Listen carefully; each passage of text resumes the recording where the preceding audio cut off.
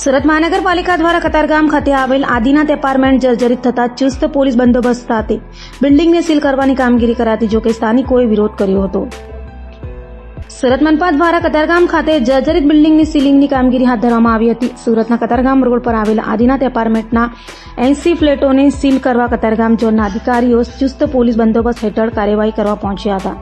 તો તે સમયે રહીશો મોટી સંખ્યામાં એકઠા થયા હતા અને કહ્યું હતું કે અગાઉ પણ આ બિલ્ડિંગમાં સીલિંગ કરવામાં આવતા સમગ્ર મામલો હાઈકોર્ટમાં પહોંચ્યો હતો। રહીશો દ્વારા બિલ્ડિંગનું રિપેરિંગ કરી સ્ટ્રક્ચર સ્ટેબિલિટી રિપોર્ટ રજૂ કર્યો હોવા છતાં ફરી એકવાર સીલિંગ કરવા પહોંચતા વિરોધ કરાયો હતો અને જો કે મનપાના અધિકારીઓ ચુસ્ત પોલીસ બંદોબસ્ત હેઠળ 80 જેટલા ફ્લેટને સીલ મારવાની કામગીરી હાથ ધરી હતી। આવી ગયા આ પાછા હેરાન કરવા આવ્યા। મનીષા કલ્પેશ બોડાવાળા આદિનાથ સોસાયટી। કેટલા લોકો રહે? અહીંયા અમે કેટલા બધા ગણા રહીએ છીએ। 80 તો ફ્લેટ છે। 2 માળનું છે તો એમ કે જર્જરી છે અંદર માણસ છે તો બહારથી સીલ મારી દે છે એ લોકો। માણસોને બહાર પણ નથી કાઢતા ને કહીએ તો તમડી કરે છે તો તમારે વચ્ચે નહીં બોલવાનું, તમારે વચ્ચે નહીં બોલવાનું એવું કહે છે। કેટલા ફ્લેટ ઓનરો છે?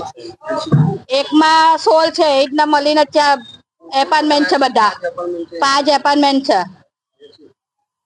અમે 10 વર્ષનું સર્ટી મૂકેલું છે હાઈકોર્ટમાં તો એ લોકો ચાલ્યા આવે છે 2 વર્ષે હેરાન કરવા। એમ કે અમે એ માન્ય નડતા જ નથી તો હાઈકોર્ટ વાળા કઈ નકલી આપવાના છે સર્ટી। હવે શું કરશો તમે?